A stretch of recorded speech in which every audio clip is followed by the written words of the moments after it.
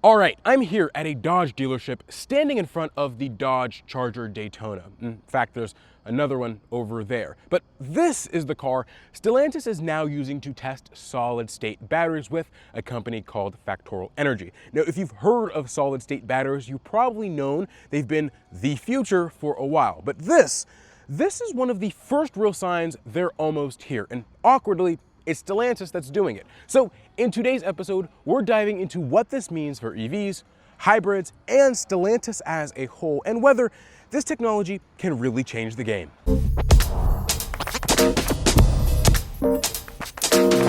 Hello, and welcome back to Out of Spec Bits. We're here with Jordan. Dude, how you doing? It's been a minute. Good, man. Stellantis has been, in the news off and on, and more recently, not the most positive news. We've had that whole Dodge Charger EV thing, which Kyle's video got a lot of views, mostly surrounding how not great it was. Although their value has been plummeting in the used market, and as they approach $30,000 or less, because who knows what the ground floor is, that might turn into good news. It's actually kind of a okay car for in a lot of ways for a lot of different people. You've also gone to check them out. You did a video as well, kind of talking about the Dodge Charger EV. But this is the news we're talking about today is something I never expected to see as a headline. Yeah, Stellantis and Factorial Energy have reached key milestone in solid-state battery development. And they've been using the Dodge Charger Daytona as their kind of test vehicle, the vehicle that they're touting these results that they've gotten. And if you haven't heard of Factorial before, they are a company that are working with the likes of Stellantis, as well as Hyundai, Kia, and Mercedes on solid-state battery technology. A couple months back, we saw a story, the Mercedes EQS with a solid-state battery getting a mile range of 621 miles of range. And clearly there's a lot of science and there's a lot of importance of solid-state batteries trying to unlock more efficiency, more power density, and better costs. And of course, that just trickles down to us EV owners. Right. And I think it's solid state stuff's interesting to cover in general, and perhaps we can do more future coverage with more technical stuff. This is not an episode diving into fully what solid state is versus semi-solid state versus lithium ion. Like a whole battery history episode would be interesting to do at some point, but this is kind of focusing on some of the recent headlines, plus this headline, plus where we think it might be headed. And solid state in general as a technology is interesting to me because it eliminates the essentially liquid part of what we know as lithium ion batteries. There's also semi-solid state, which is kind of somewhat in between. And I've actually heard from a lot of people thinking that semi-solid state is kind of the sweet spot. Solid state can have benefits such as maybe less risk for fire at some points, and like this points out, one of the major talking points of this article is how lightweight it can be compared to the lithium ion alternatives, and that's what I think is the major benefit here, because they talk about the weight density, the energy density in versus watt hours per kilogram, but also the charge time and also the temperature ranges. Charge time and temperature ranges, we'll get into that in a minute, not the most impressive, but the weight, the watt hours per kilogram, I think is pretty impressive. Not sure where you want to start, Isaiah, but that I think is kind of the benchmark, the new benchmark, if you will, as far as what could be beneficial for a lot of EVs that are simply too heavy, including the Dodge Charger. Yeah, I think it would be good to kind of read directly into Stellantis' press release, and we can kind of go from there, kind of give everyone the news on what's happening. So, of course, Stellantis and Factorial Energy reached key milestone in solid-state battery development. Stellantis and Factorial Energy successfully validated automotive-size solid-state battery cells with 375 watt-hour per kilogram energy density, a major step towards commercial use. And then they said this can enable fast charging from 15 to 90% in 18 minutes, which isn't insane. But that is, compared to what the Dodge Charger Daytona is doing today, definitely an improvement. Stellantis is incorporating Factorial solid state batteries into a demonstration fleet by 2026. So very soon, we could be seeing solid state batteries in many electric cars. I think so far we've been hearing like 2030, but slowly they've been creeping up 2028, 2027. and we could see these in demonstration fleets by 2026, and then very soon we could see these in consumer vehicles. Right. And I think the first bullet point talking about the energy density, 375 watt hours per kilogram. What does that mean in terms of how our world is today? Well, a lot of lithium ion batteries that I know of, like kind of on an average, is about 200 to 210 watt hours per kilogram. So this is a significant jump. And this is actually about double the BYD Blade battery, which is a big benchmark. So the 3 points they've mentioned here, the watt hours per kilogram density, that's impressive. As Kyle pointed out in his video, and many other videos have as well, the Dodge Charger EV is not a lightweight car. It's heavy. It's approaching 6,000 pounds. I mean, it's definitely not 6,000, but it's mid 5,000 pound range. So it is heavier than some SUVs out there, electric SUVs, by the way. So this was never a masterclass in efficient packaging. A Tesla Model 3, which has more doors, is like 1,500 pounds lighter. So this car would benefit from it more than a lot of other vehicles, but other things could too. Like they said, it's a step towards commercial development, which is a huge deal because commercial vehicles often are heavy and they need a lot of batteries to get them around. Now, they don't always have to go that far on a charge, so they maybe aren't focusing on total range as much as just shaving down the existing weight to help with that. The other bullet point, Isaiah, was the charging speed.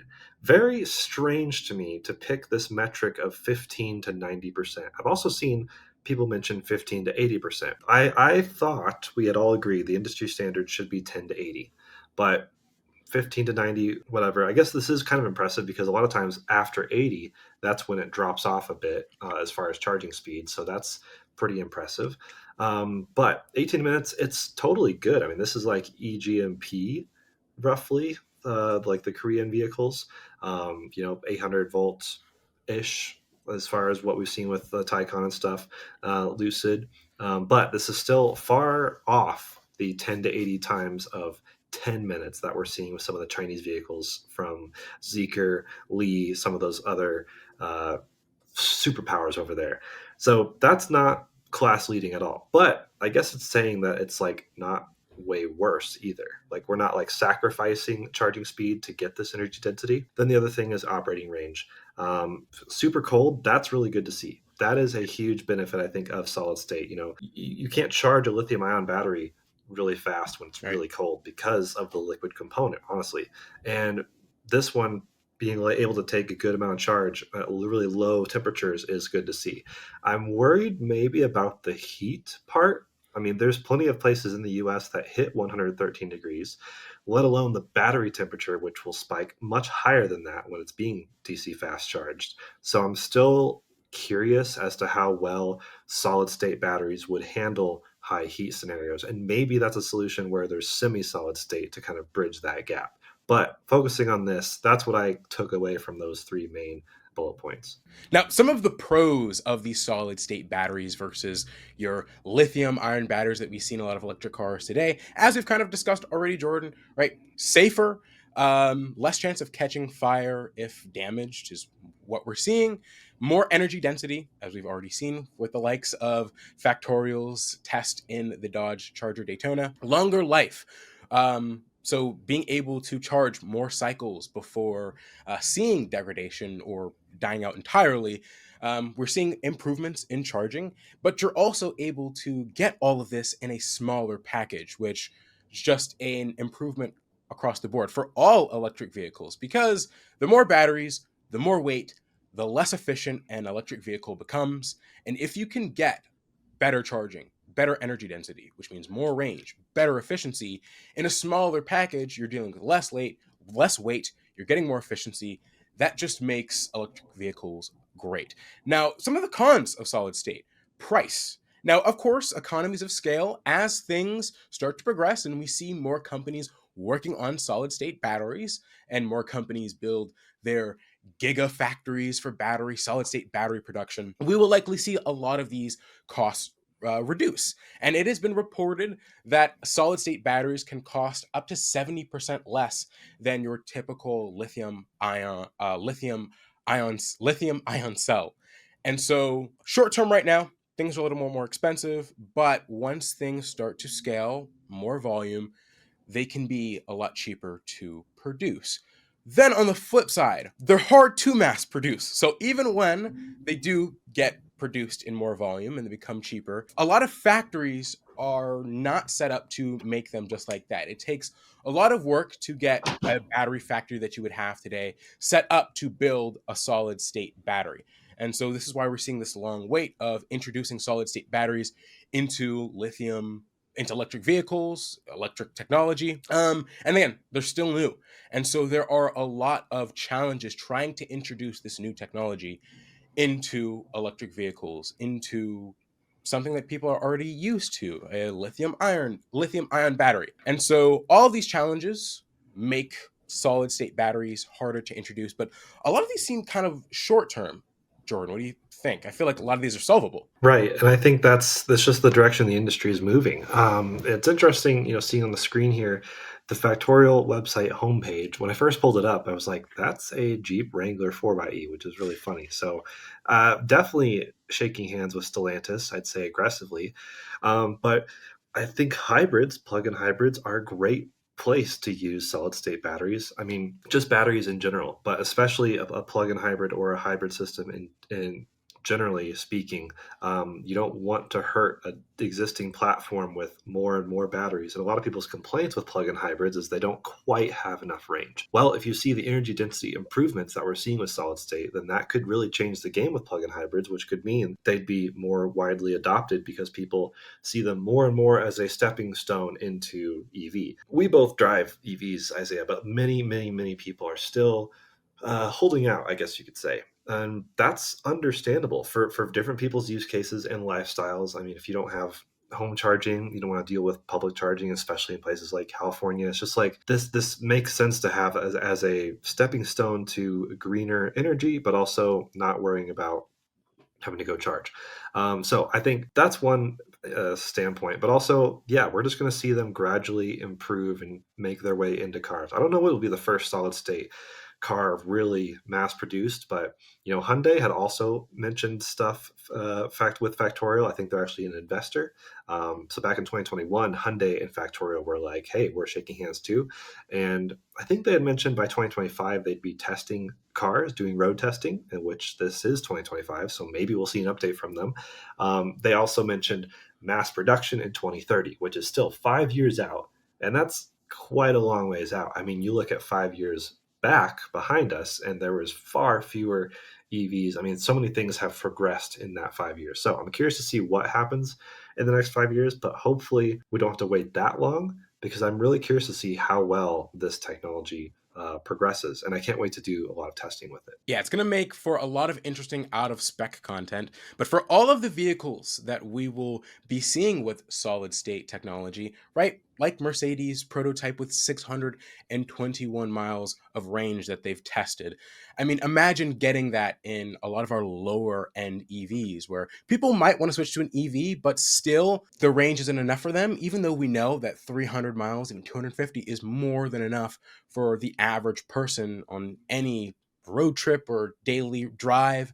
A lot of people just want more and more range. And so if we could see solid state batteries and have them become more common and enter into a lot of our cheaper vehicles, then it's going to make a lot of people jump onto the electric vehicle train. But on top of what you said about hybrids, it's a really good point, right? Solid state batteries being lighter, being smaller. If you could fit that in a hybrid vehicle, which many hybrids today, like the Toyota Prius Prime, which only gets like 40 miles of electric range, imagine bumping that to like 100, 120 of electric driving range with a solid state battery. And of course, those are lofty goals here. But the point is, a lot of people still want hybrids. And for a while, hybrids will be here. But if we could see battery technology progress when it comes to hybrids, a lot of people will just be using the electric part of their hybrid, if that makes sense. They're plug-in hybrid. Right. Yeah, exactly. So I'm excited to see where this technology goes. It's just funny to me that this is how we are talking about this. Is the avenue through which we came about this is Stellantis news, because Stellantis has just been in such a poor position from the perception of a lot of us.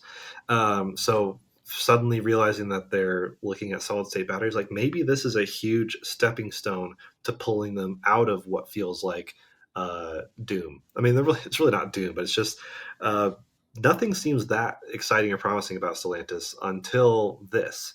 And so maybe this is the big step they need. The same kind of goes for other brands. We have Volkswagen that was went through Dieselgate and then the Cariad stuff, and they need some big push and pull as well. Nissan needs that. Like we see a bunch of companies that are being covered by like Tesla and Lucid, like these, and even the Korean companies that seem to be leaders in electrification. And hopefully this is one step that maybe Dodge or Stellantis uses to pull themselves out. So another big benefit to solid state batteries is the longevity. We're still learning about the longevity of lithium ion batteries. We've actually found a lot of cars to have less degradation than we expected. But then we also see some that are like more than expected. So we're just still trying to uncover the full truth of what's best for lithium ion batteries. There's also lithium iron phosphate. So those are two kind of similar technologies, but they do behave differently and they do have different levels of care. And so we're starting to understand the ways people care for the vehicles, how that affects them, the way the vehicle cares for the vehicle, how it protects itself from excessive harm and wear and tear, and what kind of buffers are being built in, what kind of buffers are allowed to be used. There's a whole lot that goes into battery health. But one thing that we're seeing with solid state batteries is just a longer lifespan. So, according to Monolith AI, lithium ion batteries typically endure around 1,500 to 2,000 cycles, I guess, in whatever test they were doing. And then the solid state battery lasted 8,000 to 10,000 cycles. So, I don't know what this test was done on, but like just as an apples to apples comparison, that's roughly 5 times more lifespan, which is huge. And that helps even if the battery is a bit more expensive to produce upfront than a lithium ion, it would last longer, and that would hopefully offset some of that. Initially, we'll see more cost associated with solid state batteries, and we may see the likes of them trickling first into the really elite high end vehicles. Kind of like when we saw, Nissan Leaf had just air cooled battery, like nothing spectacular. And then we saw the Model S enter the market with liquid cool, like a more advanced powertrain. And that was like, okay, cool. That was for the more expensive car. And then there was the cheaper car with less range, less, thermal longevity and capabilities. And so we'll probably see the same thing with solid state. That's my assumption. It'll be interesting to see if it switches the other way around and we find like we flip some switch to where it's like, wow, suddenly we know how to produce them much better than we expected. And maybe they'll find their way in cheaper cars through being hybrid and maybe just a little bit less battery. So yeah, I don't really know. This is definitely some speculation, but it's very interesting to learn about this technology. We'll have to have someone on at some point for the out of spec bits to help kind of fully break down and see the advantages of solid state versus your lithium ion batteries. So it's also worth mentioning a lot of the manufacturing capability for just battery technology that we see today is happening in the likes of China or other parts of the world. And with tariffs that are currently paused or in effect and that we'll see in the future, it'll be interesting to see how much this has an effect on how soon we see this technology in US cars particularly. Right. We're in this confusing era of tariffs, or sometimes lack thereof, but mostly tariffs. And so that we'll see how that affects development, R&D, and of course manufacturing when we get to that point. So I think this will be an ongoing topic that we'll continue to cover in Out of Spec. Hopefully at some point reviewing a car with solid state battery, but also just here in the meantime on the Bits channel, understanding the bits and pieces that trickle through the news, such as Stellantis. So hopefully we have more fun Stellantis news coming as well, because I'm still intrigued by the brand. I think the Dodge Charger EV actually looks good. And I was just over in Europe where I saw a million Citroen Amis, which of course is a Stellantis product.